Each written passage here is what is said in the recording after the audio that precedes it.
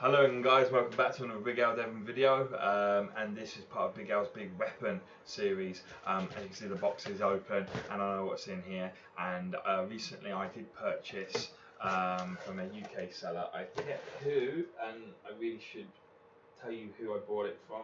Bear with me 1 second, let's see if I can find out, see if it's got a return address. Celtic Red Merchant. Okay, so I bought from Celtic Red Merchant, which is an online seller that sells to the UK historical weaponry, and I bought for myself a rapier.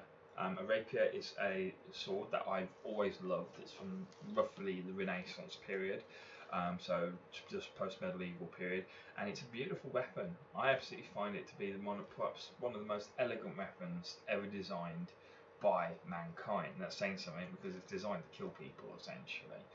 That's what originally its purpose was for. So for something designed to kill someone, it surely is an elegant package, and I'm very happy to have one in now, simply for a piece of artwork. It's actually going to be, even though it's made out of functional steel, it's made out of functional high carbon steel, so it can be used as a weapon if I wanted to.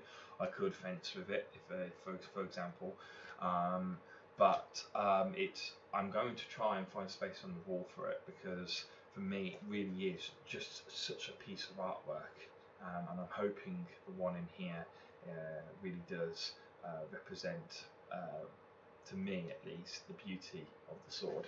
The details of it is I'll give to you right after we take the weapon out. Where has it gone?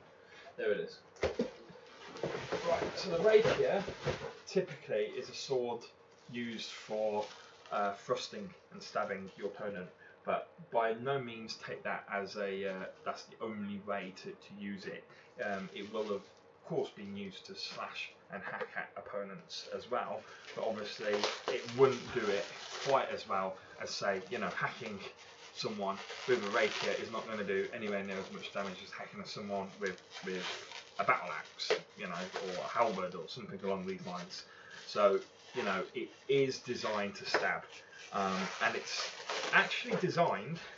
It's one of those few weapons that wasn't designed for the battlefield. It would have had some use perhaps on the battlefield to some degree, especially in days when armour wasn't being worn. If you're going up against an unarmoured opponent, it would be incredibly effective, in fact. But it was actually designed for personal defence. So it's like these days, in certain countries allow you to carry mace, for example. The rapier was just the Renaissance period, or the late medieval period's answer to self-defence, because it can be very easily combined with a buckler, if you rapier and buckler, or it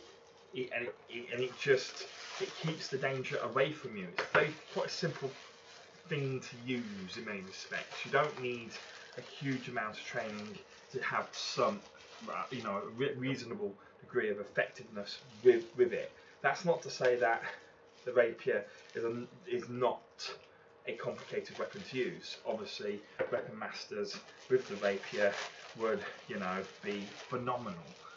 They'd be very hard to defeat if you had a rapier in that. There's obviously a skill difference to consider there, but obviously what I'm trying to say is this weapon was designed to be used for self-defense for people who could afford it, and it was used obviously against typically unarmoured opponents. And as people got richer and these weapons became more prominent, you would see them quite typically being used within duels. Okay, so when you get stabbed across the face with the glove, pistols or sword, this would be the sword that you would take under those circumstances, and the pistol would be something like a matchlock pistol. Okay, right, I don't know how sharp it is, so I've got to be very careful here. Okay, right, so there we go. I'm just going to try and stand up to show you the full length. It's quite hard to show you the full length of the weapon, simply because it is such a long weapon. There you go. So I am 6'3", and it's going up just underneath my chest. So I would say that that is a roughly, well, it's been oiled up nicely as well for oil on the blade, and those edges are not sharp. Oh wow, the point is very sharp. Okay, so oops, just stab the wall on the other side of the room. So as you can see, the rapier here has actually not been sharpened down the side. That's a shame. That's a shame, because it shows really that the manufacturers don't really know that the rapier was used to slash with as well. They don't know their history perhaps, or maybe they're just trying to save time, but that point is very sharp indeed. I mean, it actually hurt my finger very much when I touched it, very, very gently. The rapier has obviously come here with a full handguard, which that's where, for me, the beauty of the sword comes from. I love the handguards that rapiers come with. I find them to be quite elegant. I mean, it has a cross guard inbuilt going across, as you can see. That's what these two bits are, and then it has actually all this extra sort of metal work that wraps around your hand. The handle itself, the sword's quite slippery with oil, so I don't want to mess this up. Obviously has been given improved grip with this sort of wrapping that's gone around the handle. The pommel feels nice and tight, there's no looseness at all. If I tap that, I can feel some reverberation within here. I can feel the vibrations, but I can feel it going into the sword a little bit. If I hit, I've got a cardboard box over there which you can't see. If I hit it, there is a little bit of shock impact into the handle here. Okay, I don't know if that's normal. Let me just see if there's anything in that box. Right, there's nothing in that box. So it's a big cardboard box, guys. I'm now going to stab it. Okay, and I'm going to tell you how. It's gone straight through. Stabbing it, I don't feel anything on the hand, so this really has been designed to stab and not attack with. Now that is very much typical of a rapier. I do say that people could slash and attack with a rapier, but it wasn't the most common attack. It's just something that could be done. And in fact, some rapiers tapered so much that literally they would just be able to stab, and that would be it. And they become almost like épées then, that you get in modern day fencing, which just have a point and nothing else, and that is obviously being blunted. But you can see the rough length of the rapier. Now, what I will say is it's surprisingly heavy. It looks like a very lightweight sword. It's surprisingly heavy. I just wonder if they had the weight of the parcel on here. It's a kilogram. So it weighs a kilogram, but all that weight is here. I can move the sword around very precisely, even in a stupid position like this, just so you guys can see on the camera, and I can move it very, very easily, because all of the weight has been put here.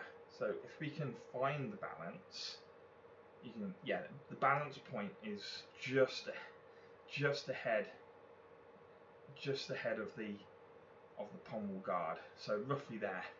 Okay, so that means you've got all that sword there is easy to move around. Okay, and all the weight of the weapon is pretty much from where my left hand is now all the way down to here. So even though it weighs a kilo, that is actually surprisingly hard on the wrists, and you can see how they said that the best sword fighters were the ones who had the most powerful wrists in many respects, because I mean, obviously it was a bit different with some weapons like axes and stuff, but actual proper fencers and duelists, they'd have to have very powerful wrists to be able to, you know, because I have a history of doing fencing. I used to do fencing when I was a child, you know, so not super high levels or anything, although I did get medals and I did compete. It was never to a high level, it was only regional, you know, but I did get a silver medal for the city that I live in, so fair play. I was second best at my age range at one point with the épée, and this feels completely different to the épée.